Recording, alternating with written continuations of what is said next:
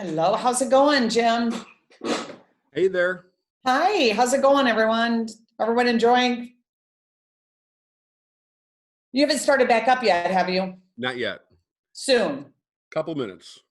Okay, wonderful, wonderful. Okay, good. I'm sure everyone's really enjoying it. Yeah, it's so much fun to share information with everybody, and Good. I'd love to know what people are, give me some of their top tips that they have learned this morning from you so far. yeah, that'd be great.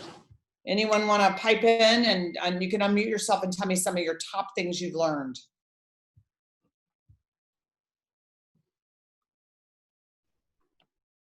Anyone? Or maybe they're not back yet.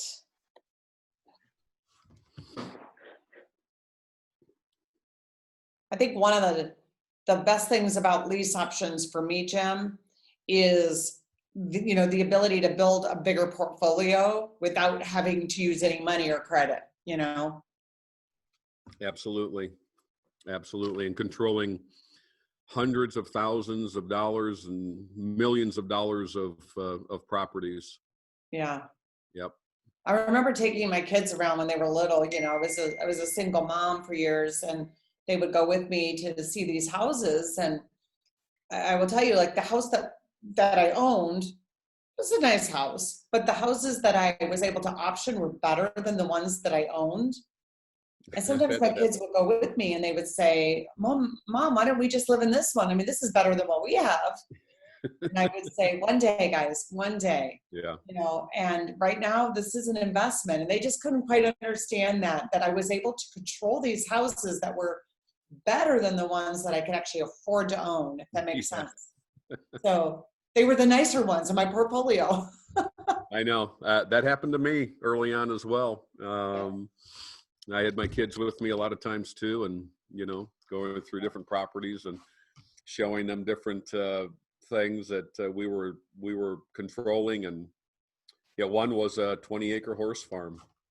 Wow. And your wife would have liked that, I think. She would have loved your that. Your daughter would. Abby would. She would have loved it. Yeah. Yeah, but sometimes it's like, okay, well, that's just not, it's an investment. And that's really the hard thing sometimes, to say no early on so that you can say yes later. Yeah. Yep. It helps you build up that net worth during that time. So I think that was one of the key things for me, is just that I was able to buy the pretty houses where, and being especially me being a woman investor, it was really more important for me. I couldn't take the risk of going and showing properties in areas that were kind of sketchy. So I've never dealt in sketchy areas just because I'm a woman investor. Yeah. You could go anywhere. Not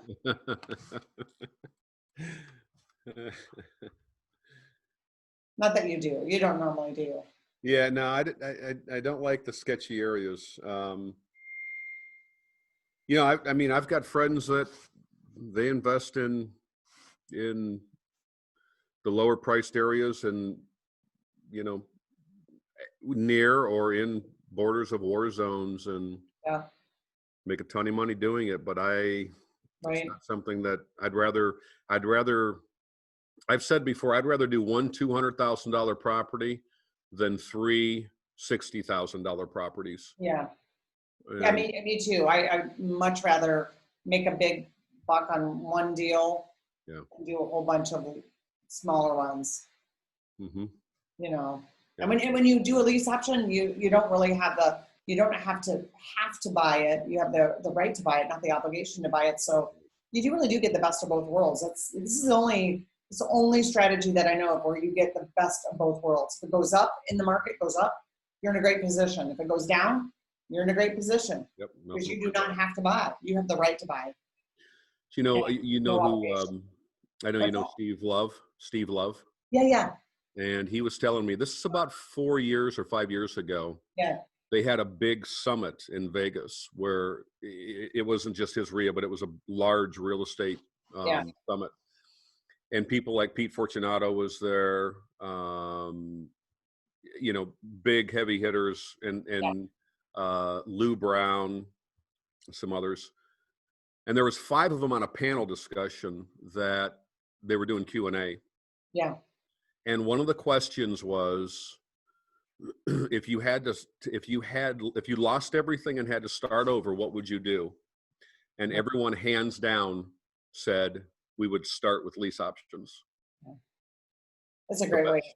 It's the You know, best. although sometimes people will say to me, hey, you did a lot of lease options, would you start that same way again? And I say yes. I actually, okay, so there's going to be different people on this call today, right? Some Right. people have money and great credit, and they have options of doing different kinds of strategies. Mm-hmm. Like you and I do right now, we do have that option to do other strategies. However, this strategy is great no matter what. In some ways, I think it's good when people start when they're broke and don't have the ability to really use credit or money, because you have to learn then these creative strategies. And when you learn the creative strategies, you can handle any market and any kind of deal. It teaches your brain to be creative and put together deals for sellers. Yeah, lease options are still my number one primary strategy, but I have other strategies. Right. And that the thing is lease options have been the cash cow that has allowed me to invest in so many other opportunities. So what you do is you learn how to leverage and do more, and it's a tremendous thing. It's life-changing. Yeah, absolutely. So I know there's some people on here that they do have the cash, and that's great. It's just that lease options are probably the safest way to invest in real estate and to build a portfolio. Yep. Without using money or credit of your own. So it's a must, actually, to learn options. Yeah. Did anyone else that you want to pipe in real quick and just say what you learned this morning that is going to be different for you with investing? If anyone else wants to unmute themselves and say something, that'd be great. I just have a quick question. Yeah. Okay, so I'm literally one of those people starting at the bottom. So like, what exactly is my first step? Because I can't, like right now with the homeschool and COVID, I'm only averaging like $300 a week of my own income. So I don't know where I can start so I can get higher. And that's my question. I'll let Jim answer that one, but that was me years ago also. I get it. And in a way, you've got a great opportunity right now being at home, being able to do lease options, because most of it can be done on the phone or emails. But go ahead, Jim, I'll let you answer that. Yeah, here's the thing. What's your first name? Tama. Hi, Tama. The thing is that, I was in a similar situation. We couldn't make the month and the money match. And so I actually, similar to Wendy, I didn't have anything where I could spend. And when we went ahead and spent a whole lot more than what I offer today for a whole lot less than what I provide, we went out, we basically took it on a credit card wing and a prayer. And that was where I was. And what ended up happening, and I didn't share all this early on, but when things began to change for me, I was comfortable, but I was still didn't have, money to spend and blow. When I left the engineering world and took the full-time call to ministry back in 2006, so that's going on 15 years ago, we went from making a pretty good amount as me, the only worker in the home, to basically very little, poverty wage. And it forced me to take action. And I ended up taking that action. I don't know what that would mean for you, but we ended up doing everything we needed to do in order to make it work, because I knew that I did not have another option. I did not have another opportunity to do anything else. And Wendy's story is similar, but and again, it took me a while to pay off that credit card, but I learned this business and I put these things in place. And if there's anything you can do to borrow or partner with somebody at least to get the home study course and learn, it's well worth your time. Mm-hmm. I'd love to help you. Anyone else learn something today or have a question? I do. When Jim was talking about the yellow letters that he sent out, that he was sending out and everything, well, over the last 6 months, I've been trying that strategy. I've never done it before. I've always just mailed direct and worked with trying to get expires. And I cannot tell you, the response rate that I've gotten back, I've been tracking it, is almost 90. Oh, it's over 90%. These people just call me and they're like, hey, I got your letter. It's just a handwritten letter that I write. And I mean, I'm working with people right now on properties. It's insane. Wow. Yeah, I've never had any kind of response like this before from mailings at all. In fact, I would say in general before this, mailings don't even work. They're a waste of time, but I mean, I'm just saying that's what I would have said. But it's unbelievable because it's like Jim said, I'm mailing out to people that nobody else is reaching out to. Wow. Yeah. So I just, it's out there. There's lots of opportunities. Thanks, Elizabeth. That's very cool. That's really high percent, really high. I know. I've never seen anything like it. Yeah. It works. Yeah. It absolutely works. Yep. Anyone else? Any ahas? We call them ahas, right? Anything that you learned this morning that you're like, wow, that's really cool. I never knew that before, and I'm really interested to implement that in my real estate. Well, I just think that the fact that Jim takes multiple offers to any seller or any person is just an amazing idea. I mean, I actually feel like I can't believe, I mean, it's perfect because if one doesn't work, there's two other choices. It opens up the dialogue. It gets the people to start thinking creatively. And that is like the biggest thing that I learned today that will make my business grow immediately. Yeah. Yeah, I mean, for like you, Elizabeth, and Jim and myself, we're all licensed real estate agents also. I mean, sometimes one of those options can be, I'll list it for you. I mean, I can tell you how many times I've had people, I had one a year ago. I can tell you guys a year ago. And the guy, I go, hey, I can list it for you for 200 or I can buy it for 150. Uh-huh. And I thought for sure he's going to take the listed, right? I mean, it's $50 Right. Take the 150. I'm like, what? I'm telling you, it's worth more if I list it. Yeah. Well, I'll take 150. And I did it on a subject too. I didn't cash them out either. Yeah. So, I mean, It's amazing.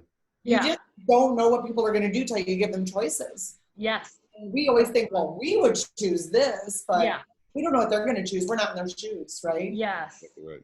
And sometimes they want a little bit more per month, or they want a bigger price and they'll take less per month, or, longer term if we give them a better price, or you never know. Exactly. Yeah. I had a seller right now. We just, on a commercial property, my commercial building where I am in, I didn't even tell Jim this yet, but we've been paying 5 years on a land contract for 5%, which is great, right? Yeah. And they just extended about, I don't know, 4 or 5 months ago for 5 more years or something. Yeah. 5%. Well, recently my partner said, hey, Wendy, let's just refi. We got to lock these in. I got a lender that'll do 10 years. It's a commercial loan, 10 years at 4%. Yeah. So I went back and said, hey guys, we're going to need to pay you off soon. We're going to get 10 years at 4%. And they said, we'll take 10 years at 4%. Yeah. So we didn't even have to pay for the environmental studies, the appraisal, or anything.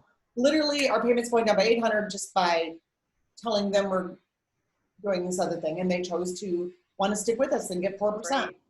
Yep. So, Yeah. They know the market's changing too. Yes. And here's the other thing. Well, they would have been cashed out too, but here's the other thing. Maybe go, they might have money that they would lend at 4%. Yeah. You guys with me? Yep. Because they wanted to take 4% or 5%.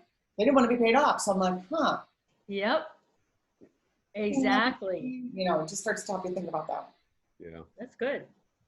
Yeah. Somebody posted a question in the group chat. I don't know who it's from though. Who is 124?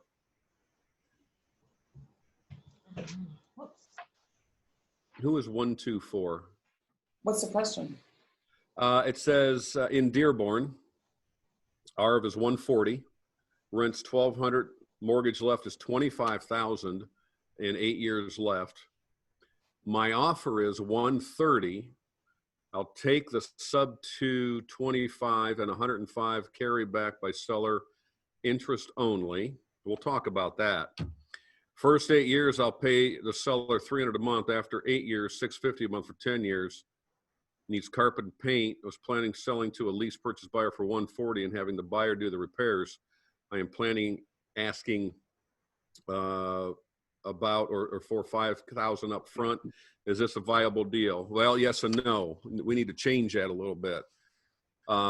First of all, you shouldn't do an interest only payment to the seller. Mhm. If anything, that should be straight principal. Whatever you pay a month should be 100% principal if you're going to do an owner financing deal like that. So I would change, the one thing I would change would be the 105 seller carryback, 105,000 seller carryback, and I would do the monthly payments would be 100% towards the principal. That's how I would do that. Does that make sense? I don't know who 124 is, so it says 124 in the chat box. But are you on? Is 124 on? Maybe not. Unmute yourself if you are. I Yeah. see them on. Well, maybe they're not back quite yet or something. Okay. Or they don't have Shy. unmute yourself in the lower left, yeah, of your screen. Okay. So let me grab my calculator. Let's do a little math here, because if you do 300 a month, let me find my calculator real quick. 300 a month here, and that's going to be for 8 years. That's a 28,800 in principal paid, right? And then you're talking about, so 28.8 and 650 for 10 years, right? That's 120 months at 650, 78 and 28.8.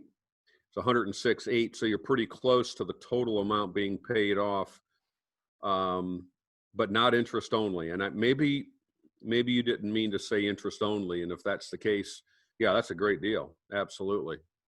He did say in the chat box, I mean principal only on the 105, or he or she, I don't know who 12486 is. Okay. Very good. All right. Oh, we, Someone said, yep. how would the course help? I think he meant like, how would it help you if you're getting interested in going into commercial? Jim, Okay. how would the course help if you're interested in getting into the commercial market? That was a question. Well, if you're interested in doing the commercial market, the principles still apply. Obviously, the contracts are not the same for commercial, but because I am a commercial, I dabble in some commercial real estate, I could certainly help you with that in the commercial space. So we could talk about that. But the contracts are going to be similar, but they're not going to be the same. And they're going to need to be modified for commercial stuff. Okay. Yeah, so mostly the like mostly your purchase agreements and stuff, right? And some of the lease agreements might be slightly modified, but the concepts are exactly the same. Concepts are the same. So I'm just posting in the box that if you want to know more about commercial, talk to Jim privately or send a private message with your contact information, and then he can let you know about that. One thing that someone else mentioned was it was great to know that tenant buyer, Karen said, learned about the tenant buyers must go at least 12 to 24 months, or typically that's a good range for them because usually they should be able to get a mortgage. And then under the option kind of you want to get like 3 to 5 years from the seller. So she thought that was good information. Yeah. So bear that in mind too, everybody. You always go longer with your agreements with sellers and shorter on your agreements with tenant buyers. Okay. Great. Okay. Jump back in whenever you're ready, Jim. Okay. We're going to kick it Enjoy back. your afternoon, everyone. What's that?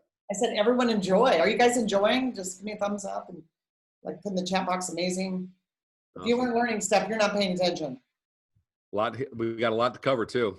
Jim always teaches something amazing that I learned from him that's a great aspect or a great twist to things or different scripts that he uses that I'm always learning from. He's very good at sales. He's a really good salesperson, and the way that he explains things it was very easy to understand for me. Thank you, Wendy. All right. Well, we're going to kick this back off, folks.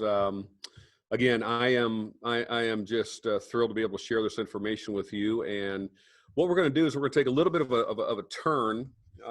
What I wanted to do is spend most of the morning talking about some of the more, I don't want to say advanced concepts, but some of the more multifaceted concepts when it comes to negotiating with sellers and making multiple offers and things like that.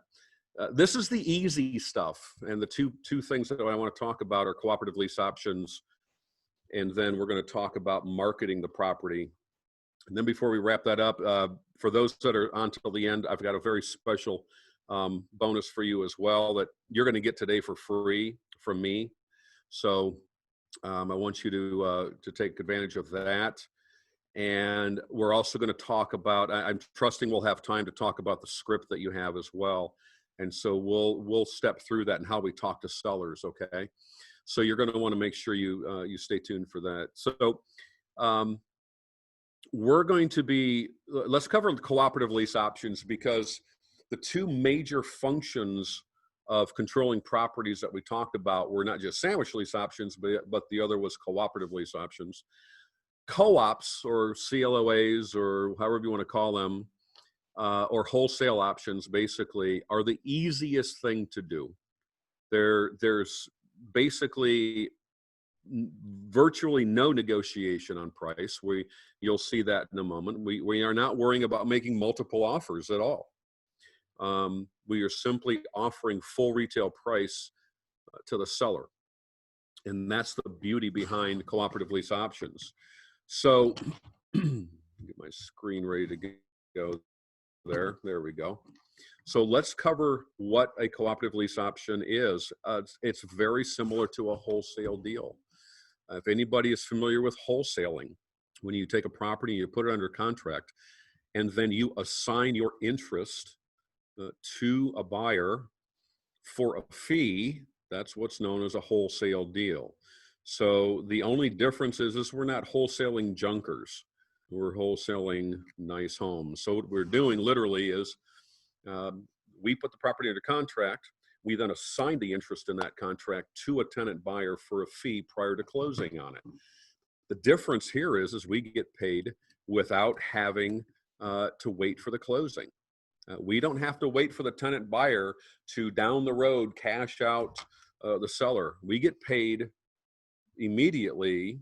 And then what that allows us to do is it allows us to then benefit by getting paid now and the tenant buyer cashing the seller out down the road. So they get put into an agreement with the seller and we are out of the deal. So this is where there's no equity. Now, if there's equity in the house and we can't get any, this applies as well. And you'll hear these called different things, link, wholesaling, LOs. But again, we're assigning our option to buy interest in the property to and this is a term that you need to learn. Write this down, a near qualified tenant buyer, okay? Near qualified tenant buyer. We'll talk about that term in a little bit as well. So what are the benefits to the seller? Well, to us, it's a quick cash injection. We need basically no money to operate, no risk. There's no special training and negotiating skills of making multiple offers or anything like that. When you farm neighborhoods in areas of town where you can do these repetitively, you're actually going to set new comps for the neighborhoods. So why do them? Well, again, I need no cash, nothing. And I don't have to find A type buyers or A credit buyers or qualified cash buyers.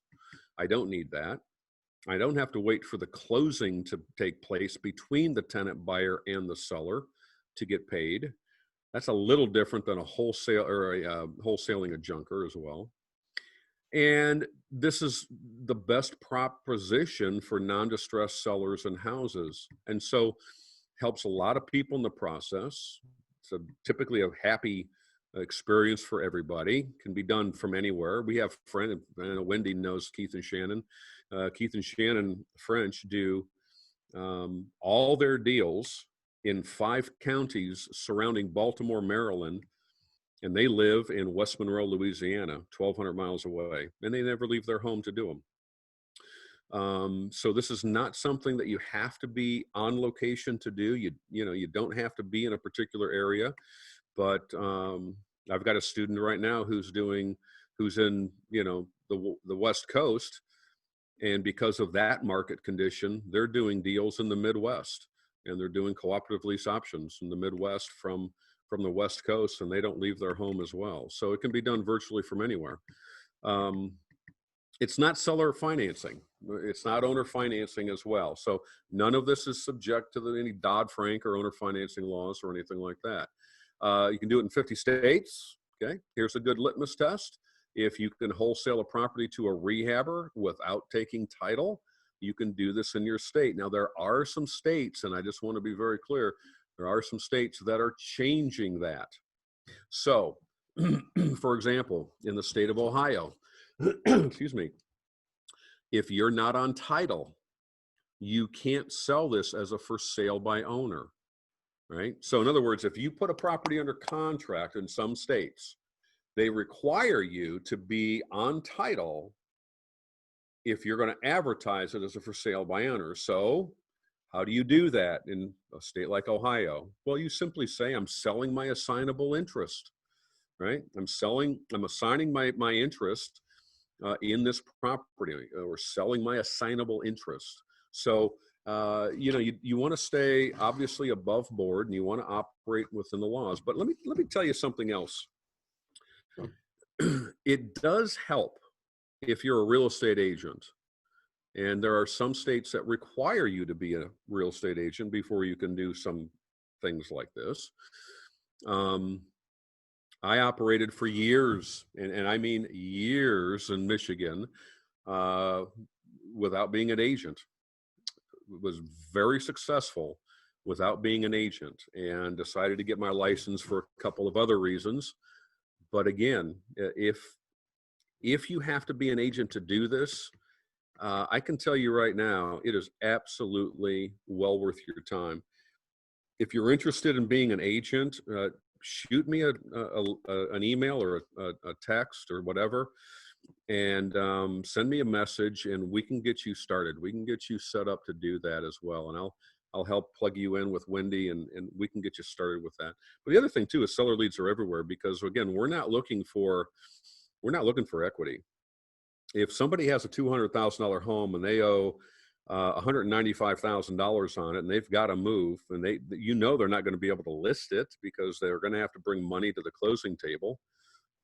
So seller leads like that, they're all over the place. Okay. There's not just the majority of seller leads, if not all other investors toss those leads in the trash. If you talk to any wholesaler, or if you've done any wholesaling in the past, one of the things that you'll realize is that they can only operate with leads that have equity. If there's no equity, they don't do anything with them. And by the way, if you come across leads like that, then a cooperative lease option is the way to go, and I'll help you turn those leads into cash. Okay. So what are the steps to performing a cooperative lease option? Well, excuse me. You have to have nonstop marketing. You've got to have a presence, and you've got to make that presence known. We've talked about marketing before, but all we're doing in this case, in my contract, you'll find it's a very simple thing. We have the seller approve the documentation that makes you or me a principal in the transaction. And that then gives me the legal right to begin marketing either the property or my interest in the property. We then begin marketing for tenant buyers, which is going to be the thing that we'll end up with this afternoon. And we find tenant buyers and we pre-qualify them. Now, when we pre-qualify tenant buyers, I'll talk about that as well. I'm not talking about pre-qualifying them with a mortgage lender at that point. I'm talking about just answering a few basic questions to make sure that they are potentially a good fit. We then get their funds in escrow. So we would take the option fee from a tenant buyer, put that in what we'll call escrow, and you can use a title company for that. You can use attorney for that. I have a separate LLC, separate bank account that is strictly only utilized and handles option fees for these kind of transactions. So it's a third party escrow option service bank account that we have the paper trail showing that the tenant buyer put these funds down, so we can later prove that to a lender that those funds were put down and they apply as part of the down payment. Put them in escrow. Options fee. Typically, you can do this, but I used to do this early on. I would put the option fee. I'd put the first full month's rent and the pet deposit fee, if there was one, in there. I don't do that anymore. I let them pay directly the rent and any other fees directly to the seller. I just like to handle the option fee. You can do it either way. 6 of one, half dozen of the other. But if you think about just how simple these steps are, all we're doing is then we're going to assign our interest to the tenant buyer. Okay, so we're going to just assign the interest for a fee, and then we're going to help the seller and the tenant buyer in the lease agreement and the agreement between them and the seller. That's basically what we do. Now, at that point then, once that process takes place, we're going to then disperse those funds up front, which is the option consideration fee. That's what we call it.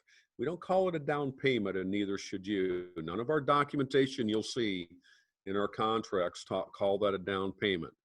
We don't want this to look like an owner financing deal. So we do this in a little bit different way to avoid that verbiage. But we disperse those funds accordingly, and those are non-refundable funds to the tenant buyer. So let me give you an example. If I've got a seller that we're going to put a $5,000 assignment fee on top of their selling price, and we get 10 grand from the tenant buyer. Let's say we get 10 grand and 5 of it's ours. The 10,000 goes into my third-party escrow service account. Okay. When the seller and the tenant buyer approve the balance of the paperwork and possession is being given to the tenant buyer to move in, the fee that goes to the seller is dispersed to the seller. So 5 grand goes to the seller and 5 grand goes to my company as payment. So I literally will pay out of that account the portion that goes to the seller and the portion that goes to me, showing the income of that $5,000. It's just that simple.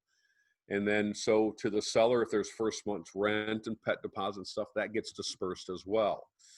We also like to see those paid separately, by the way. What do I mean by that? If I have a tenant buyer where we're going to handle, for example, the first month's rent, pet deposit, or whatever else there might be, and sometimes there's a few other fees. Maybe they've got a propane tank that they just filled and they want to get credit for the amount of fuel in there, and so they're going to require the tenant buyer to maybe pay for the fuel that they'll be getting in that tank or whatever. There sometimes are miscellaneous things like that. We don't want to combine any of those fees with the option consideration fee. So literally what we do is whatever the option fee is going to be, and by the way, this doesn't just apply to cooperative lease options. This is any lease option tenant buyer. We always have them pay the option fee separately. And I even go so far as to tell them, and this is what we require, make sure you show the paper trail from your bank showing those funds that were in there coming out for the option fee. And the reason why we do that is because we want that to be seen. We want that to be known to the world, to the mortgage people when they're getting financed. So let me give you an example. I've had, and this is not as uncommon as you think, believe it or not, but I've actually had tenant buyers that have brought literally a paper sack with cash in it and said, okay, I'm ready. And I don't touch it. I don't touch it, and neither should you, because you've got nothing that shows that that cash came out of their account. It's going to apply to the option consideration fee, and so and apply to the down payment when they get ready to get financed. You shouldn't do that, okay? And I'm going to tell you right now, that in and of itself, that in and of itself is a process in which you want to set the tenant buyer up to succeed. And by setting up the tenant buyer to succeed, you want to make sure you have all the documentation and all the paper trail so that that is never questioned down the road. And it will be questioned down the road, believe me, it will be. So we disperse those. So what we have them do is we have them actually, if it's $10,000 for the option fee, think of it this way, $10,000 for the option fee and $1,000 for rent. They pay the $10,000 with a separate check and the $1,000 for rent separately. Don't combine them, okay? Don't combine them, all right? So we have a lot more to say about that when we talk about how to process these and allow the tenant buyer's option fee to be considered part of the down payment or the down payment. Now, real quick, before I go any further, the reason that we want to get X amount from a tenant buyer is so that they don't have to come up with another down payment when they get financed. Remember what we said about tenant buyers. Literally, I can't even tell you that there has been one tenant buyer that has gotten conventional financing from me or through a property that we have. They're all FHA, VA type of loans, RD loans where there's little to nothing down. FHA, 3%, 3.5% with closing fees, something like that. So what we do is my standard for tenant buyers is they must put a minimum of 5% or 5,000 down, whichever is greater. I do not let tenant buyers move into any of my properties or any properties I'm doing cooperative lease options on unless I get a 5%, or they can come up with 5% or 5,000 down, whichever is greater, right? So $100,000 house, 5% and 5,000 is the same amount, right? $200,000 house, well, it's going to be 10,000 minimum, right? And so you want to be able to have that covered so that they don't have to come up with another or down payment when they get mortgage and financed, okay? So at that point, we get paid. So those funds then get dispersed. They get dispersed out of my third-party escrow option service account. Part of those funds would go to the seller as what they would be getting out of that. And then the balance goes to me. That's how I get paid. And that's how you're going to get paid as well. And you want to show that paperwork. And basically, we wash, rinse, and repeat. Wash, rinse, and repeat. Okay. Those are the basic steps. And that's pretty much what is entailed there. Now, we've talked about effective marketing. We've talked about consistency. One of the things that we really are key on right now are the texting messages that are going to sellers in order to determine their interest in doing something creative. And so that works very well. Don't slow down your marketing until you can't keep up with the sellers, okay? You just don't slow down. If you're, if you're going to be taking this to a level that you need to take it to, or you want to take it to, don't slow down until you have this dialed in. when we say keep experimenting, there are certain aspects to marketing that you're going to have to employ. For example, I don't know what it is up in my area, but I made a mention of this the other night. Craigslist is just not something that is, I don't want to say reliable, but I can't count on Craigslist for marketing. We'll talk about that again in a minute for tenant buyers. I have other methods that I utilize that work far better and are far more effective, certainly than Craigslist. Don't slow down. Focus on motivated sellers, okay? Don't waste time with unmotivated sellers. Mark that, please mark it well. Don't waste time with unmotivated sellers. Don't waste time with sellers that are distressed, and certainly don't waste time with sellers that are houses that are distressed as well. Basically, it's a project, and you don't need that right now. You need to get paid quickly, okay? And so we've talked about seller benefits. So we've got our benefit. Well, we have a solution for the seller where it's full asking price. There's no direct cost to the seller because we get paid by the third party. So one of the things that I tell people, if I had to give an elevator speech to a seller about what we do, we can liquidate your property for full retail price at no cost to you, and allow you to make more money if you waited a little while for your equity. Is that something you'd like to talk about? That's basically the elevator speech if you have to have one. No direct cost to the seller, right? It's as is. You don't have to fix it up. And usually some of these houses you're going to run into, they're going to be, they might be out of date. There might be a kitchen that's a little out of date or something like that. That's okay. You can move that property. You don't have to worry about rehabbing, and the seller doesn't have to worry about rehabbing it. You may have to take it into consideration when it comes to the absolute market value, but you know what? You don't have, if it's livable and it's decent, you don't have to worry about it. Here's the other big thing. It's not exclusive with the seller. What do I mean by that?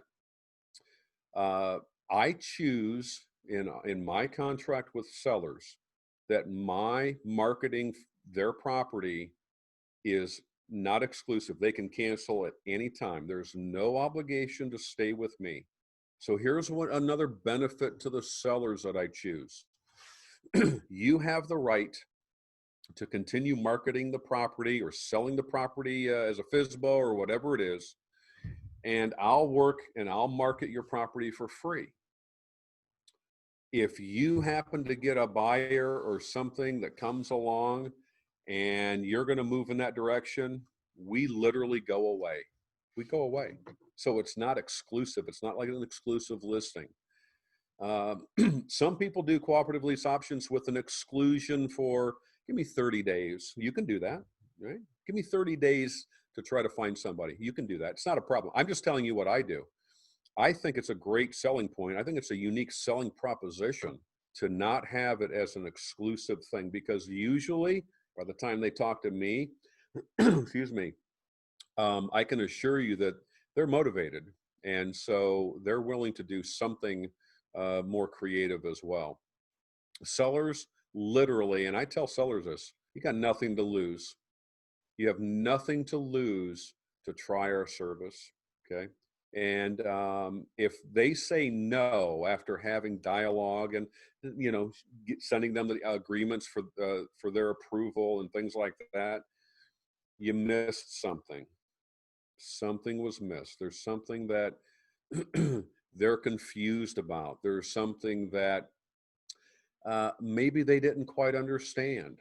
So what I like to do before I move from, you know, that point to getting the agreements approved by notice what I said, the agreements approved. I don't tell them to sign the contracts. I tell them to approve the agreement, okay? Big difference in how they perceive this, all right? Or like anything. So I literally let them point out they have nothing to lose. And before I go into having them approve the agreement, one of the things that I do, folks, is I say, Now let's just recap so we're all on the same page. And I'll just run through those benefits. I'll explain the benefits and the highlights and the no direct cost. It's an as-is sale, not exclusive. And in highlighting, excuse me, all those benefits and sewing this whole thing together, this tapestry together for them, I don't want them getting the agreements and going, yeah, I've changed my mind. Okay. That happens to a lot of students. And the reason it happens to a lot of students, like their first deal, is because they did not take the time. There's an old saying called, you should always keep your hand on the horse. I'm not a horse guy. I know people who are. My wife was growing up. She had horses. And if you were going to work on their hooves, for example, right? I don't know what that's called, a farrier or something like that. But if they take the hoof and they're going to do work on it, they always want to make sure they keep a hand on the horse so that horse knows exactly where they're at. Well, you want to do that with your sellers. Keep your hand on the horse, okay? You don't want them kind of getting spooked in some different direction because you failed to clarify something.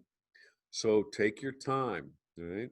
Remember what we talked about with respect to sweet spot? Well, the sweet spot is even, it's more prevalent in these kind of transactions because these are the quickest moving houses. Now, let me say one thing about this same slide as it applies to cooperative lease option agreements. I will do a cooperative lease option agreement on any property, virtually any property. I still don't like the war zone. Why? Because I've got nothing to lose.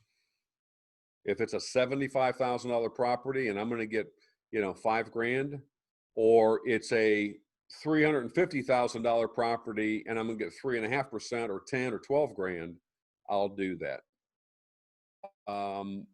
Again, those houses on the extreme, they're going to be harder to move and find quality tenant buyers.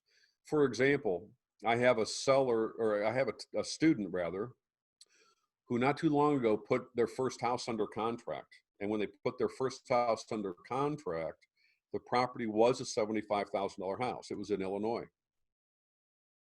The seller wanted a minimum of 10 grand before they would do the deal. So student said, okay, and they added their fee.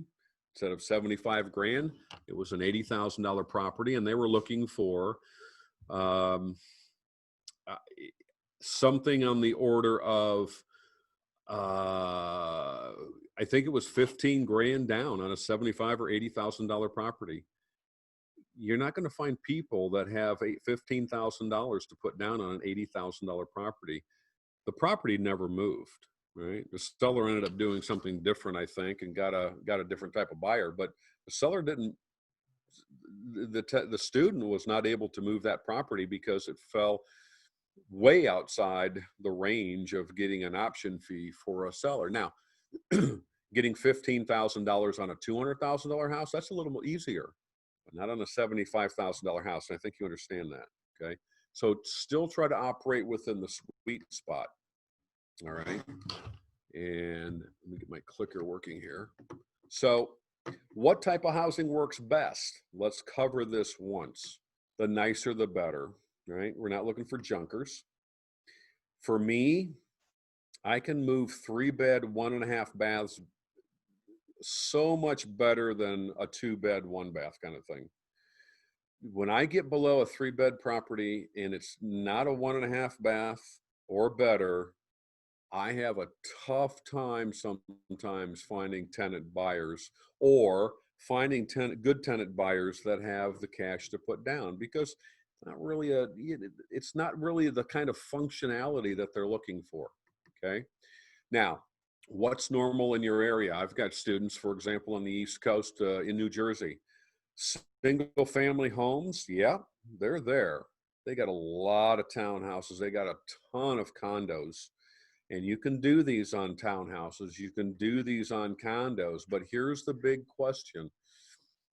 Is that allowed in the HOA? Are they allowed to sublet their properties? Not only are they allowed to sublet their property, but also what percentage of the properties are allowed to be sublet. So for example, there might be a community or a condo association or how, you know, a HOA type of arrangement with even single family homes somewhere. I see this in Florida a lot, where only a certain percentage of those properties can be sublet. Well, if you've got a seller that's looking to to use your services to improve their situation and sublet this, but the limit of properties that are sublet in that housing complex are taken up, they're not going to let you sublet that property. The HOA will stop that dead in its tracks. So you've got to know that going in as well. Here's the other thing. Would you have to rehab to flip it or live in it? If you've got to rehab it to flip it or rehab it to live in it, this is not a good option. This is not a good cooperative lease option or sandwich lease option for that matter. That's not what we're looking for. I can tell you that rentals work very, very well. So if you're looking at sellers, for example, sellers that have multiple properties, we run into this a lot. They've got 3, 4, 5 houses and they're looking to start liquidating them. Maybe they're getting ready to retire or whatever. You can do not just cooperative lease options, but many times you can make package deals where you get equity and you can stay in the deal. But cooperative lease options, these work very, very well. If there's somebody trying to rent their home and not sell it, there's either one of 2 situations that are prevalent. Number one is they're an investor and they have multiple properties and that's their income. And they'll let you know that right up front. Nope, I'm not looking to sell it all. It's a rental only. Okay, you know, right? You know. Or the seller has no equity and they're doing anything they can to sell the property on their own because they can't afford to bring money to the closing table and pay commission to a realtor. So they work very, very well as well. Okay. So let's chat briefly about talking with sellers. We're going to cover this and then we're going to come back to the script, and I trust you've got the script. What are the benefits with cooperative lease options? Full price offers. We're not negotiating. It's an as-is sale. Okay, so we're not trying, they don't have to do anything to change the property, to update it or anything like that. By and large, sellers typically net 20% over traditional sale. There's no commission. In some cases, we can negotiate it where there's no closing costs to the seller. Let the tenant buyer pay all the closing costs. That could be a unique selling feature as well. We've done that and it does work.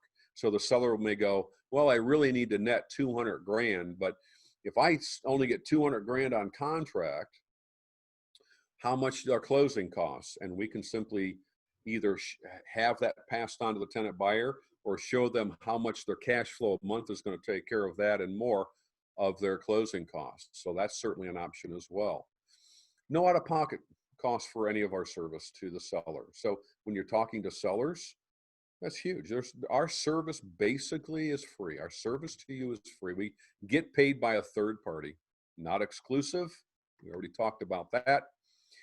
And once you start doing these, you're going to have a buyer's list where you are able to take properties that you put under contract, get them over to your buyer list, and many times those tenant buyers will be interested to where you don't even have to advertise the house because you've got a buyer's list. So you're always building up a reservoir, as it were, of near bank qualified tenant buyers. And when you have at least one property to market and you're marketing in the same area and you're farming properties in the same general area, you're going to have tenant buyers all over the place. Okay. Here's another unique selling feature. The repairs and maintenance are handled by the tenant buyer. So this is not being a traditional rental. we, in our agreements, we pass the repair and maintenance on to the tenant buyer because they need to treat it like it's their home, okay? Now, that may not fly, that particular point may not be upheld in some legal statute, but I've had tenant buyers and they sign off on the buyer's acknowledgement, and you'll see this as well in the agreement. They sign off with the understanding that repairs and maintenance are their responsibility, okay? Had some people that will do, well, if it's under a dollar amount, the seller will cover it. If it's over a certain amount, or excuse me, if it's under a certain amount, the tenant buyer will cover it. If it's over a certain amount, the seller will cover it, okay? So you can do that as well.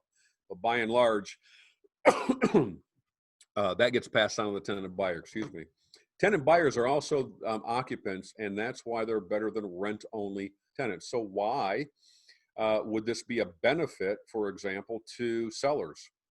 If a seller is looking to rent their property, you've got people that are going to take care of their property and not trash it as many renters tend to do and not care for it, okay? I can count on one hand the number of properties that I've had to go in and take care of because a tenant buyer trashed in sandwich lease options, for example, out of hundreds of deals. So you're not looking for people that have rental mentality, right? I don't know if somebody chimed in on something there. Let's see. Okay. All right. So those are the benefits and of when you're talking to sellers, and these are kind of the highlights. And we use these highlights to talk with sellers about what's in it for them. We follow up with an email. We summarize the benefits. So in the course, we have a whole summary sheet that you'll be able to just send and send with everything laid out to the seller after you speak with them, and get the benefits in front of them. Give them a link to your squeeze page. That's why we have the squeeze pages. Ask how they want you to follow up with them.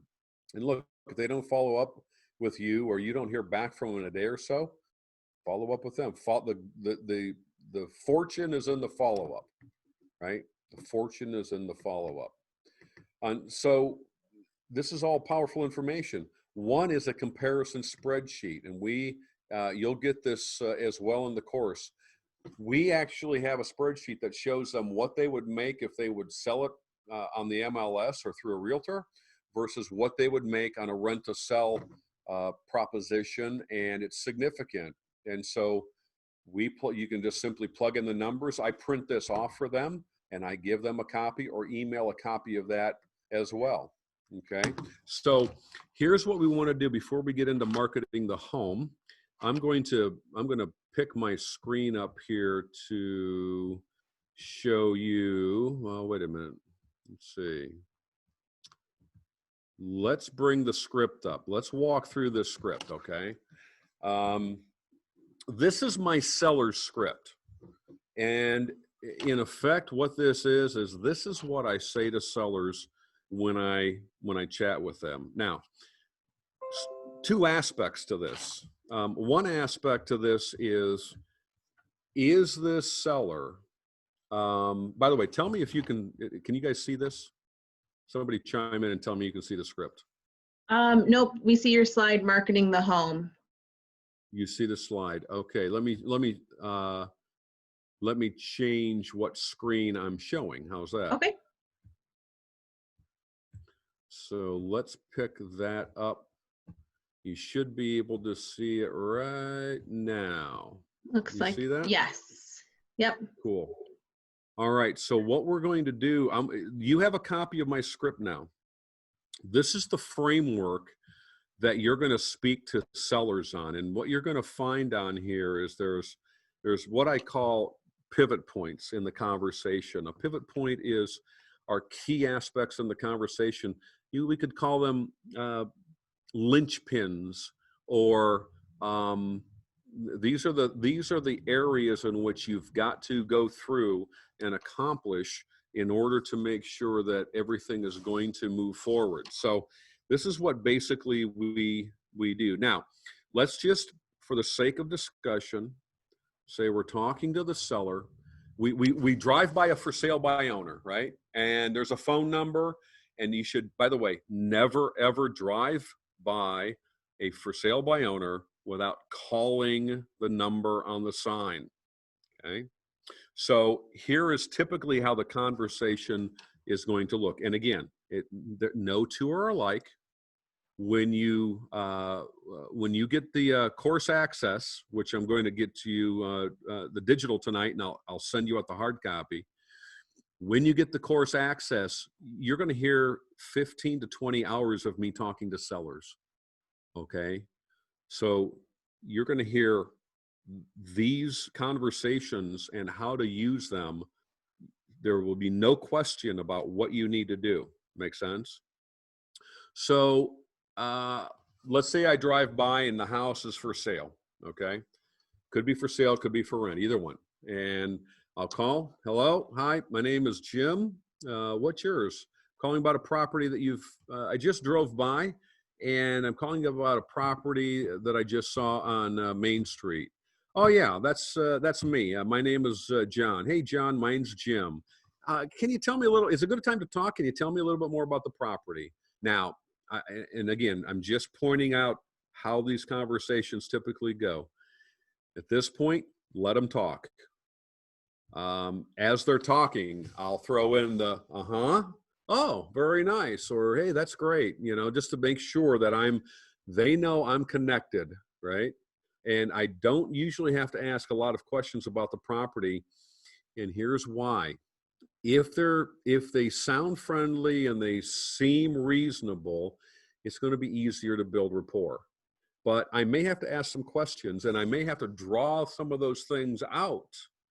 And these are some questions that I've put together. These are even some questions I've learned from Wendy. Does it need any repairs? If you were going to stay there, what would you change? What would you update? By the way, when was it built? Has the kitchen and bath been updated recently? Does it have a garage?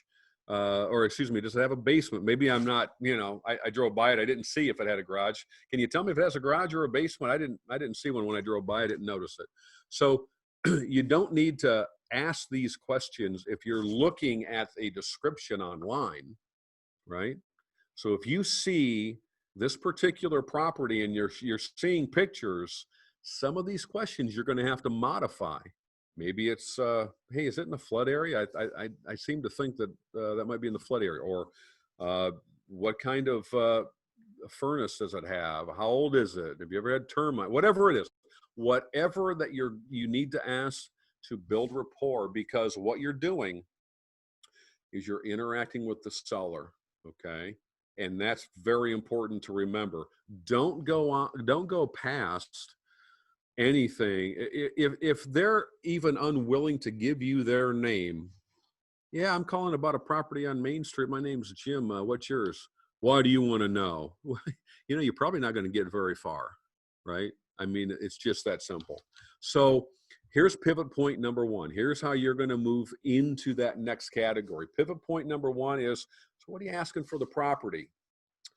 By the way, maybe it's on Craigslist or Zillow, and maybe it's on, maybe you just saw the for sale by owner sign. It doesn't matter. I still ask that. And if they say, well, I think the price, what was the price on there? 137.9? Well, yeah, I think so. I've looked at a few. That's why I wanted to ask and make sure I remembered. Or, hey, well, I just drove by and saw the property. How am I going to know what the price is, right? So what are you asking for the property? And now we're going to start moving into some of the other pivot point here. You can, and you'll hear me ask this to sellers as well. You'll also hear me ask it a couple different ways.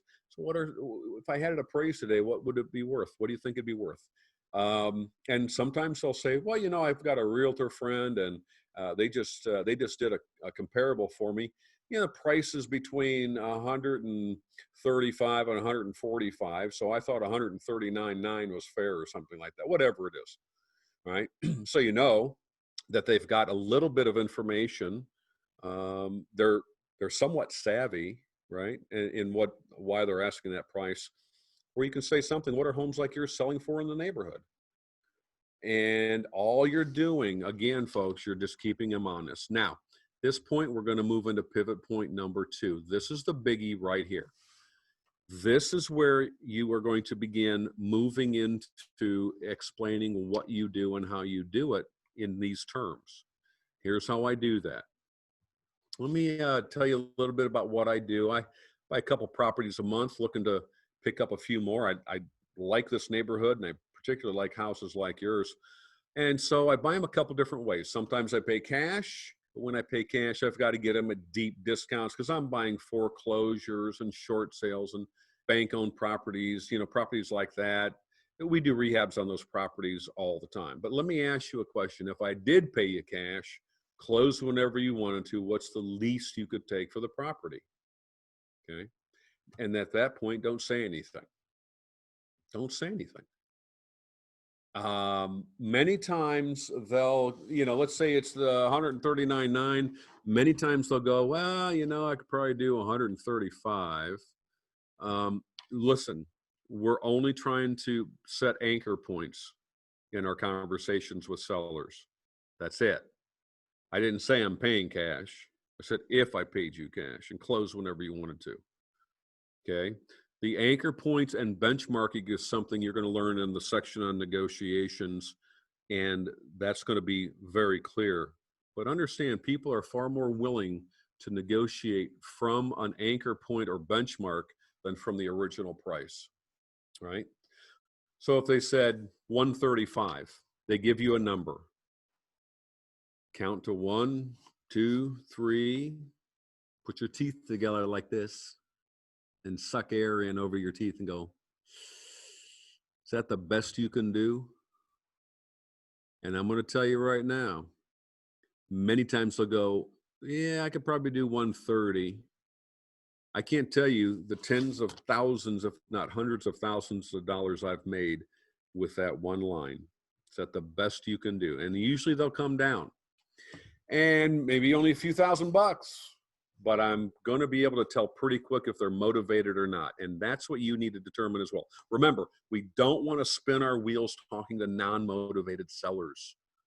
And motivated ones will drop their price. Not only that, but they're willing to talk in a more interesting way.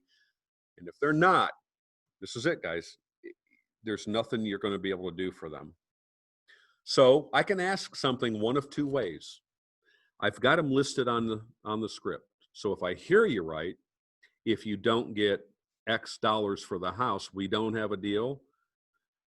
I like to say it more positively. So if I hear you right, if I could get you X dollars for the house, we have a deal. And if there's any ability to settle on the price, be sure to sum those things up. If it's someplace near and you're going to be staying in the deal, make sure that you set an appointment and see the property. And this is what I say. Well, that sounds great. Look, if I come out and see what I like, obviously I need to take a look and make sure it meets my criteria. But from what I can see, it does. And if it qualifies for what I'm looking for, are you ready to approve the documentation, sign the documentation, and go forward? And if they're motivated, they're going to say yes. It's just that simple. Not always are you going to get to that point, though. So here's pivot point number 3. If you cannot ascertain from them the ability to do something in the realm of giving you equity in terms of price, then we go to pivot point number 3. I also buy properties on contract. Let me ask you another question. Would you be willing to sell it on terms, or would you be willing to take monthly equity payments until I cashed you out? Right? You can say, would you be willing to sell it on creative terms? That's another good way to say it. And a lot of times people will go, well, what do you mean by that? Well, you know, and I learned this from Wendy, and it's so powerful, guys. I'll say something like, well, it could be anything like a land contract or lease purchase, lease to own, rent to own, lease with option to buy, anything like that.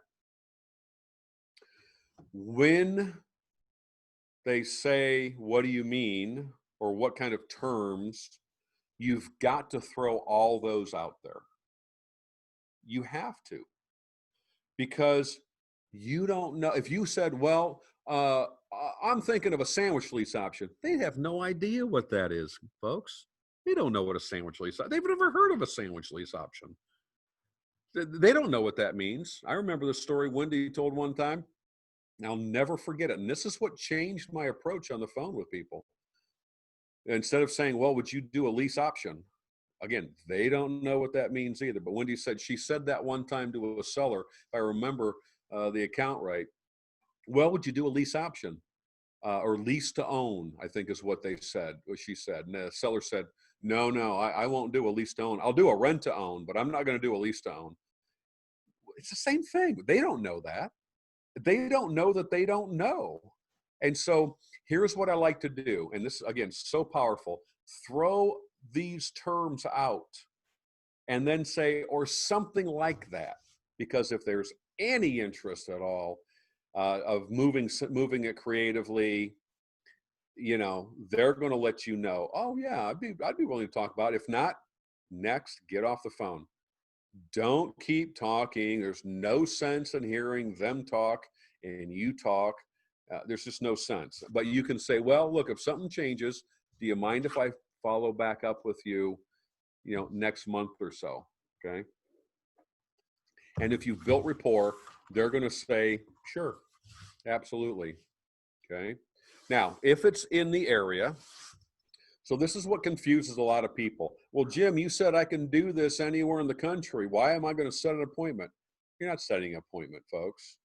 Obviously, that doesn't apply here. But let's say this is a property across town and you're 15 minutes away and you're looking to build a portfolio of properties. You're staying in the deal. If it qualifies, say this. Look, it sounds exactly like what I'm looking for. If it qualifies, if I'm interested, obviously I've got to take a look at it. By the way, write that word down. Write down the word obviously. Why? Because it is a powerful, powerful word in negotiations.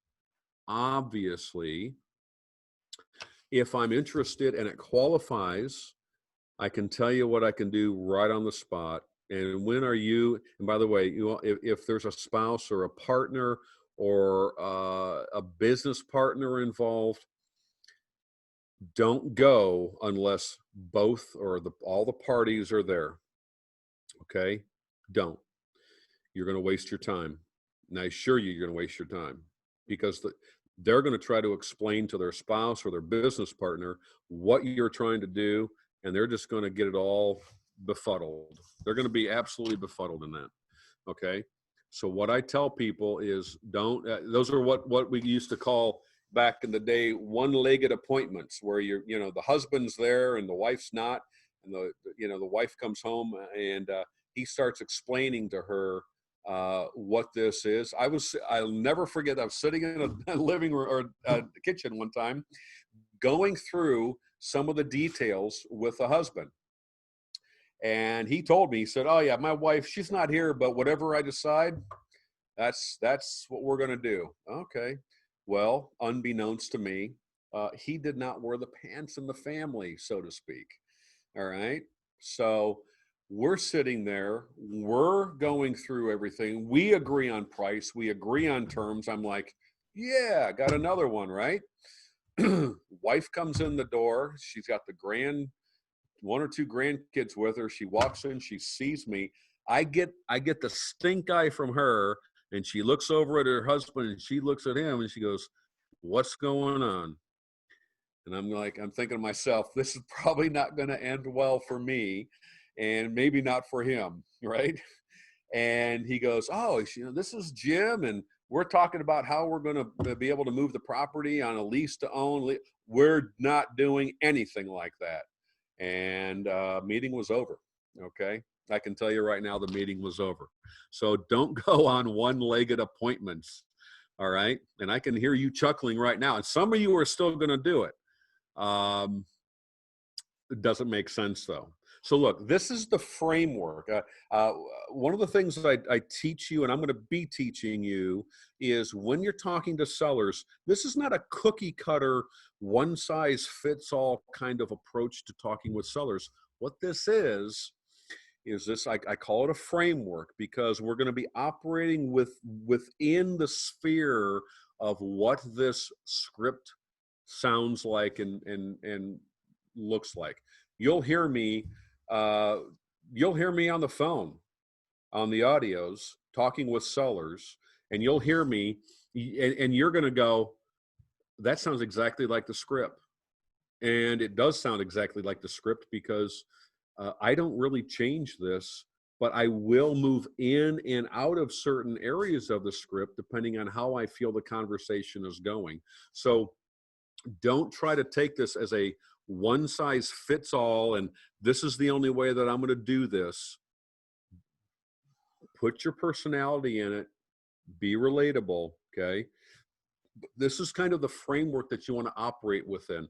And then when you operate within this framework, what's going to happen is those no's are going to become maybes. Those maybes are going to become yeses. Those yeses are going to become deals. Those deals are going to take place because of you making multiple offers to them. And the no's are going to turn into some deals because you're going to still make multiple offers to them. If they go, no, I'm not interested. Don't walk away at that point.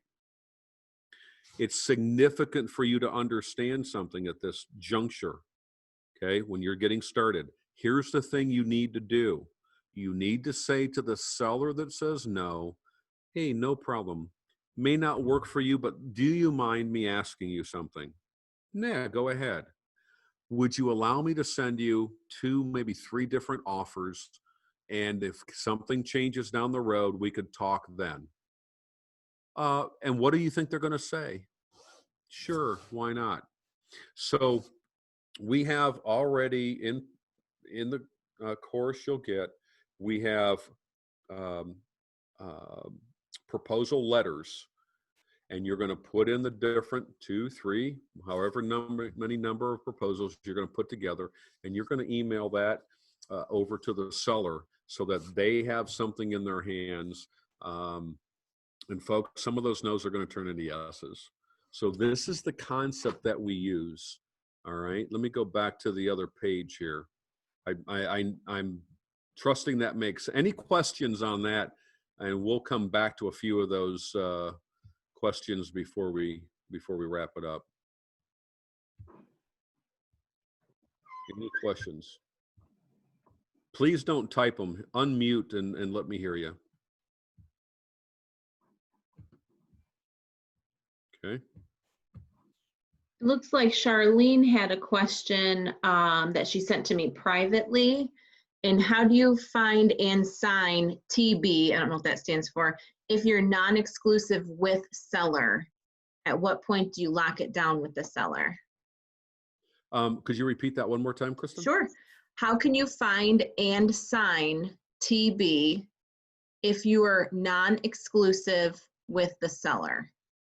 Oh, because I am actually a principal in the transaction. So when you sign with the seller, you're filling out the necessary documentation that you're going to assign to the tenant buyer. So hopefully that makes sense. Please chime in on audio if you have a question about that. Okay, we'll take some more questions here before we wrap it up.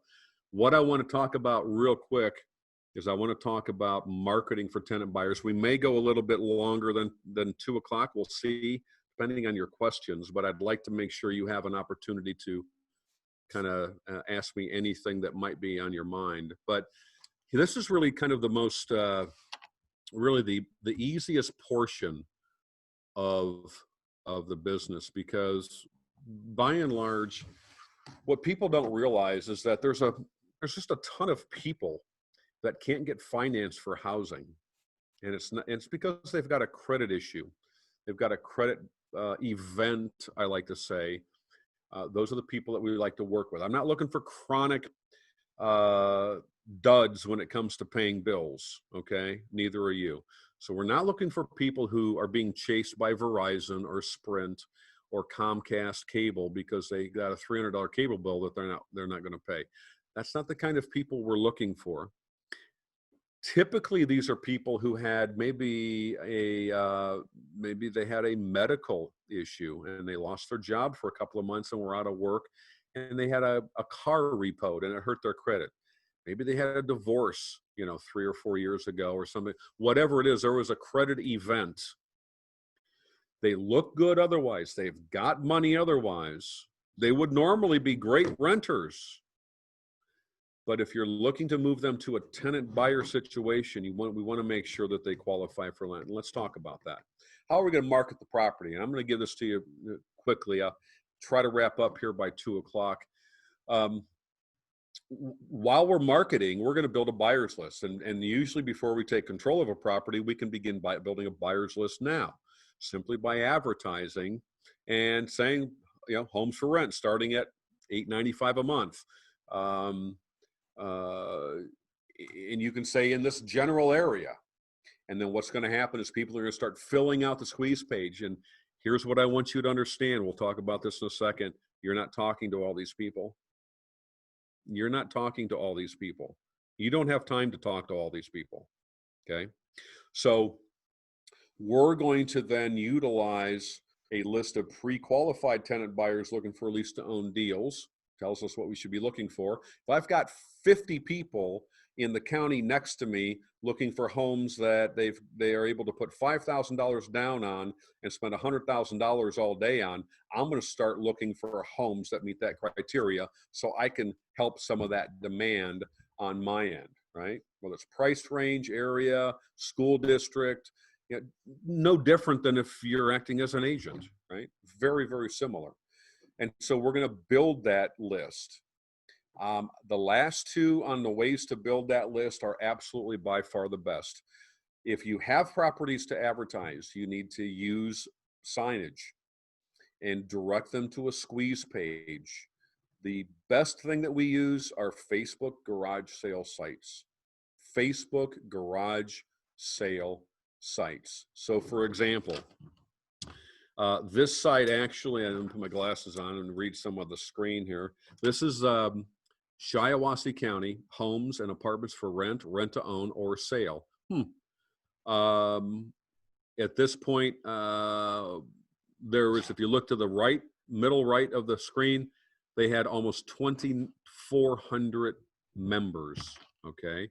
And so I'm going to probably I'm going to join that site so I can market my properties to people and build my buyers list. That's how we do that. I like to join 4, 5, 8, 10 of these quote unquote, they're called garage sale sites basically because a lot of them are garage sale stuff. But these are just basic groups in your area that are free groups to join. This is a metric. I took this a couple of years ago, and recently I've looked at it. It's very similar. Over the course of 12 months, we had to our website, our squeeze page for tenant buyers, just over 14,000 people visit that site. Okay, that was that year. But I want you to notice that 62% plus 13% came through Facebook/Google. That's significant. Now, typically those two are added together because what they do is they don't just click on the link and use Google to go or some other site to go to the website. Many times they go through Facebook to click and go to our squeeze page for tenant buyers. So by and large, and I can tell you almost exclusively, 70 to 80% of all of our tenant buyers we find through Facebook, and we find them virtually for free. So we have a huge response to Facebook marketing. Now, the reason why that's free is because we use our business page to advertise to the general population, right? And when I say that, the business page cannot join the garage sale sites. By and large, if they do, they're not catching it. The admin isn't catching it. They don't want a business page joining their garage sale site. You typically have to join that as an individual. That's okay. still market the property. I can still send people to my squeeze page through the Facebook on the garage sale site. Okay. So you do need, and I'd recommend you have both. You should have the personal page and you should have the garage sale site, or excuse me, the business page rather. That's not going to go to the garage sales, but to the general population. What do I mean by that? Let's see if I have this. Okay, this is through, this happens to be through my page, Central MI Properties. And this happens to be a property, very basic property in the town near I live.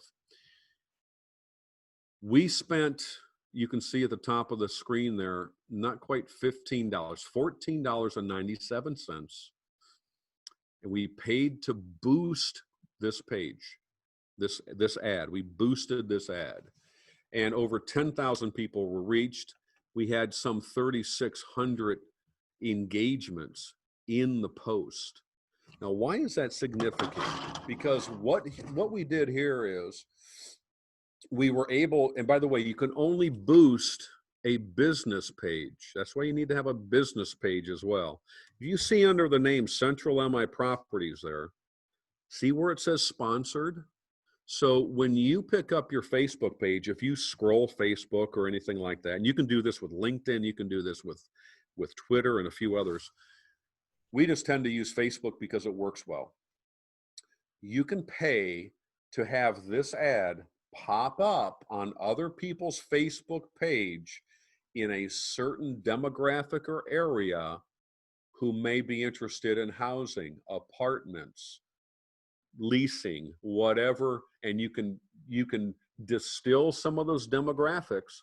And here for not quite $15, we had a significant number of engagements. And those people, many of those people, a lot of them will like, they'll share, and so a lot of times they'll share this to their friend who they know is looking for a property, and maybe under those terms, and go, hey, you should check this out. And so this thing kind of takes on a life of its own. Literally, you'll have hundreds of tenant buyers, even on the first property that you advertise. And building a buyer's list is very, very simple. This is the sign we use to direct tenant buyers to the squeeze page. Let me point something else out here in the few minutes we've got. Here's the bottom line. You do not, nor can you, talk to all tenant buyers. I'm looking at my phone right now, and I have probably 4 or 5 different people who have already contacted me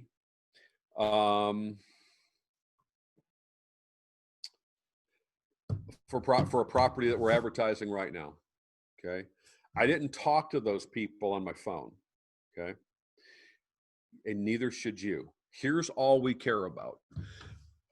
If they call the phone number on the sign in front of the property, that phone number has an answering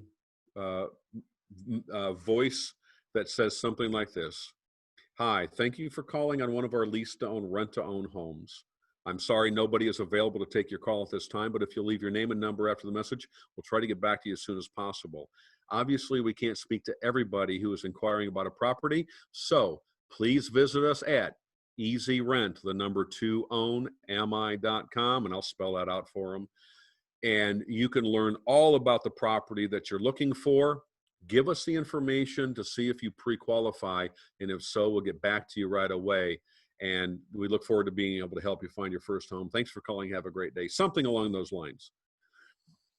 We want them to filter themselves out, because when I'll never forget when I first started and I didn't have this system figured out. My phone is blowing up. I mean, every 5-10 minutes, the phone is ringing. Hi, can I help you? Yeah, I'm calling about your house. What can you tell me about it? I've got to go through all this again. I've got to pre-qualify these people on the phone. No, you don't have time for that. You need to be making offers. That's why 3 to 5 hours a week will build a massive business. okay? And let these people filter themselves out. So really what happens, so here's what happens if they're on our Facebook page and they go to Facebook and they want to send a message to my Facebook page, say, hey, I'm interested in such and such, whatever. They get an automatic reply saying, thank you for inquiring about one of our homes. Please know we do not have the time to talk to everybody. However, you can find all the information you need and fill out a form to determine if you qualify for this or any other home that we have. And I send them right to the squeeze page. So no matter what direction they're coming in at, they're going to the squeeze page because you don't have time and I don't have time to talk to them either. And that's significant, folks. Tenant buyers will suck all the time and all the life out of you. Believe me, I know. Been there, done that, got the t-shirt to prove it, okay? So you don't want to do that. They simply go to the squeeze page, and this is what you're going to get. So we're going to build these sites for you. We're going to build you the buyer side, the tenant buyer side here. You'll get the seller side as well. They can watch a video. How does a lease to own work, okay? And then they can, at that point, fill out a form. And now on that form, it's very simple. Name, phone number, email. What's your credit like? Excellent, good, fair, poor, ugly. How much of a down payment can you raise prior to moving in?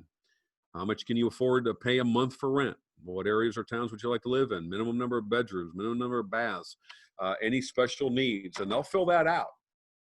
When they fill that out and they submit that, that goes to me on my seller's or my buyer side email, and it goes to my personal assistant.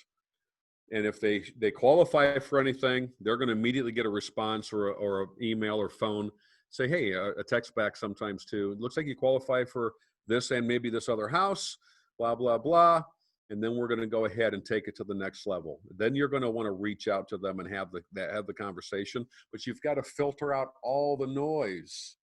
It never ceases to amaze me how I might have a $300,000 or $250,000 house lease to own. It says on there it's a $1,600 a month payment, right? And then they'll put in the form, interested in the house with 20 acres. I can afford $500 a month. I got $500 to put down. What? So why spend 5 to 10 minutes going through a phone call with them? Let them filter themselves out. You got to eliminate the noise. You got to eliminate the noise. Also, on our page is our credit repair portion, and many times, sometimes, not many times, but sometimes we require a tenant buyer to enroll in our credit repair to make sure that they can get financed in a reasonable period of time. So that's there as well. Now, when you're marketing the property, when we pre-qualify tenant buyers, fill out the application, and once they fill out the application, here's the thing: when pre-qualified tenant buyers like a property, they then fill out and pay for the application online. Okay, so we have a service where a company we use are nationwide. They pay. I give them my code. They enter that code. They fill in the information, pay for the application. We get a full credit report. We get a full rental history, judgments, anything like that. That all comes in. We also will place at that point, once that gets approved, their binder deposit or their option fee gets placed in our third-party escrow service. Then, before while we're awaiting sometimes the credit repair, criminal background, things like that, we'll have them discuss their financeability to one of our independent mortgage brokers. We don't want them being set up to fail. If there is literally no chance that they can get financed, why would I put them in a home and set them up to fail in 18 months and have to get them out of the house? You see, right now, we are approaching somewhere above 75% of our tenant buyers actually get financed. It's unheard of. But we make the process rigorous enough to where we give them every opportunity in the world to get financed. If they don't get financed, it's not something that we did or didn't do. It's because of them, okay? So we make sure they did that. So before we go any further, let's see if there's any questions. Let's see, Demetrius, what if you have your own credit repair service? Can we add that to the page? Yeah, absolutely. You can use whatever credit service you want. We just use I don't get anything for it, but we use some other credit repair service, have for years. And so, yeah. Let's see. Check your email. Okay, that's Christian's notes. What other questions do you have? Unmute yourself and chime in before we go any further. What else are you wondering? We'll talk about getting started here in a minute. Let me ask you a question. Did you benefit from this today? Did you guys get some good information today?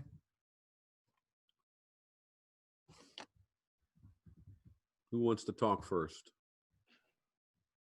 I'm just gonna unmute everybody. I'm just kidding. Might be a lot of background noise. I was kidding. Did you guys get some good information today? I trust this is well worth your time. We've got some yeses in the chat box. Do you put time in people that have filed bankruptcy? I do. I mean, because bankruptcy does not tend to disqualify somebody. I work with people with bad credit. As long as it's not something that is going to push them out 2-3 years and beyond. Yeah, usually for FHA financing, we can get most people, as long as they're discharged from bankruptcy, we can get most people financed in 3 years or less. So they've got to do their part. Going beyond 24 months with tenant buyers, I don't like to do. So we'll try to see what we can do to make that time a little bit more condensed. But yeah, typically. So thank you, Tamika. Thank you. I should have put my glasses on to read. Thema, Harris, thank you. Mia's phone, yes, thank you. Lydia, thank you. Good stuff. Awesome. Great information, guys. So here's what I want to just reiterate for you in a few minutes, and I'll continue to take some questions here. I just want to just remind you of what we're dealing with in context here. Look, if you can take these ideas and you can put them to work for you and take the tools, the home study course is great. It has everything you need, all the stuff that you need to be successful. There's nothing there that and by the way, every time we update the home study course, you get that update for free. So we're working to keep that stuff relative to what's going on and what we're using. Okay, I'm in the process of updating some things from Trulia and even some things in filtering for Craigslist ads, and also the texting campaign. We're putting together a video. I'm working on a video where you're going to be able to see how we actually use Facebook to market stuff. So it's a short little video that we can include. And anytime we have something like that, you get all those updates for free, for life, okay? Everything's on video. You can watch all these modules in far more detail than what we've talked about, and then some stuff that you would never be able to get from anybody. And I'm talking about even how to fill out contracts. Line by line, what you need to put here and there, what contract to use here, what not to use there. All that is included as well, okay? And of course, Wendy's module in working with realtors, extra bonus there. Home study course, $11.97. If somebody says, I don't have $11.97, you want half of that or something, we might be able to work something out. I'll let you talk to Kristen, and Kristen can talk with me about that a little bit later. But I want to get you the tools that you need. I want to see you succeed, okay?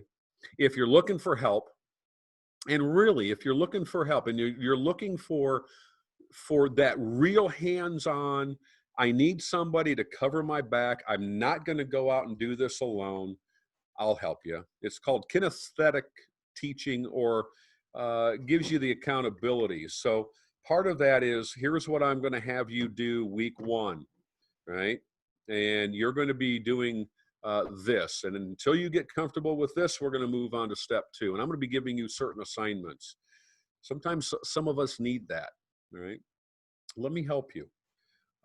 You don't get anybody else. The guy you're looking at on the screen, if you got your screen up other than just my slides, you get me. You don't get anybody else. I don't farm this out to somebody who might be a lackey on the team.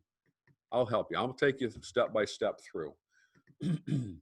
You'll get all the coaching calls, previously coaching calls. You get unlimited support with me walking through deals. And again, we're in the process of looking for a venue. By the way, I think it was Elizabeth who said that she might have a place. We're looking for places to do this at next month, just so you know. Not the last weekend of the month, for what it's worth. I'm not going to do it on Halloween weekend, but we're probably going to do it the weekend before or the weekend after. So we want to put together a couple of day session at the very least, so we can go ahead and and do some more extensive training. And by the way, if you don't want to come in person, whatever we do, I plan on live streaming this to registered people as well. And so we want to be able to have you participate no matter what. We'll build the squeeze pages for you. Like I said, you get the seller and the buyer side. You don't have to worry about that. And of course, you're going to get with all this a ton of value. Guys, I can't make this any easier at all. I can't make it any cheaper. I'll help you doing deals as quickly as you want me to. And I'll do this. I talked about what Matt said earlier. I just want to know something, and I'm just really curious. Would you really promise me that you'll do everything I teach you to do if I gave you this for free? Because I can't make this any easier for you. And like I said, I'm not going to do it for a year. I'm going to do it for 2 years. You've got 2 years. I don't offer that to anybody. You've got 2 years to do a couple of deals. We'll split them 50-50. Out of my half, I'm going to give you your deposit back. You'll be cruising by then, guys. You'll be cruising. Believe me when I tell you that. After you get a couple of deals under your belt. You want the whole thing? Everything included is $29.97, okay? I can't split that up real easily. If we're going to split things up, we're going to have to probably charge a little bit of a premium. But I can tell you right now that I want to help you do this, okay? So if you're considering how you can make that work, do everything you can to make that work. And like I said before, and I don't mean to be hard or anything, but if you look at that and you go, there's no way I can afford $29.97, I'm telling you, that's exactly why you should do everything you can to afford that. Because if you're hungry for change, if you're serious about making a change in your life, if you're wanting to do something different, get your deposit in, and ask yourself, are you serious about making 6 figures part-time? Because if not, if you can't foresee working part-time, making 6 figures a year, this isn't for you. It's just not for you. If you're not serious about it, and you've got to be willing to make time for your future. And I'm talking, I don't care whether it's 3 or 5 hours a week or more, whatever it is, whatever it takes. That's the mentality. Those are the kind of people that I'm looking to work with as well, and do things that others aren't willing to do, so that you can have in the future what others can't. You got to get out of your comfort zone, folks. Things aren't going to, who is going to fight for your family, for your financial future if you don't, right? Who's going to do it? You've got to be willing to make changes, plug in and learn, and quit being sick and tired of being sick and tired. I can help you do this. And really, this is not something that you can just go on my website and order, a week or 2 or a month down the road, because this is a discounted price for you today. All right. So what will it cost you if you don't do this? You don't want to be one of those guys that are sitting there, or ladies that are sitting there 5 years down the road going, boy, wish I would have, should have, could have. Right? Here's the deal. Don't dig your well when you're thirsty. Plan now. Successful people take action immediately, and they take massive imperfect action, and I'll help you do it. So look, take control. You've got 60% of the people in this country that don't have $1,000 to put towards an emergency issue, right? You can make excuses. You can make excuses. Or you can make money, but you can't make both. So you need to stop making excuses and take action. You can do it. I'll help you. Any questions about what we covered today? Anything? Feel free to unmute yourself.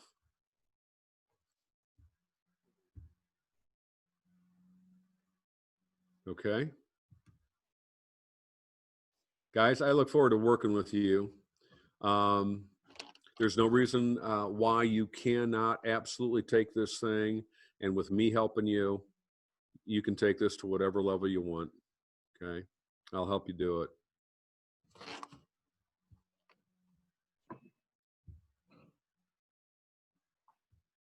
One more question. Can the home study course be purchased and upgraded to coaching later? Yes. Yes, it can. Absolutely. In fact, we have a lot of students that do that. What you'll do is you'll get the course, you click on the link for the course, and then let's say a week or two or a month goes by, you're going to contact Kristen again, and she's going to set you up for the coaching after the fact. Absolutely. We do that for students. Great question. Anything else, Kristen, that I need to cover, or anything I missed? I don't believe so. I've got the links there in the chat box, so you can click on those. Oh, we got one more question down there. Do you help review purchase agreements for your students? Yes, I help review all agreements with my students before they get sent to anybody. I'll even step you through them after you review them, and I'll help you fill them out as well. Absolutely. I'll help you do that. I do that a lot. In fact, I've got a student right now. He just texted me, and he's got an agreement going out to somebody today to put a deal under contract, and I reviewed them for him, and he's ready to get that deal. So yeah, I help you do that too. Every step you have. Okay. All right, guys. Thank you, everybody. I look forward to helping you. Thank you, Jim. Don't hesitate. Your future's in your hands. Okay. You can do it. If you want to be a shark, you got to hang around sharks. That's right. Thank you so much. Thank you. Thanks, Jim. Thanks all for being here today. Thank you, Wendy. Appreciate it.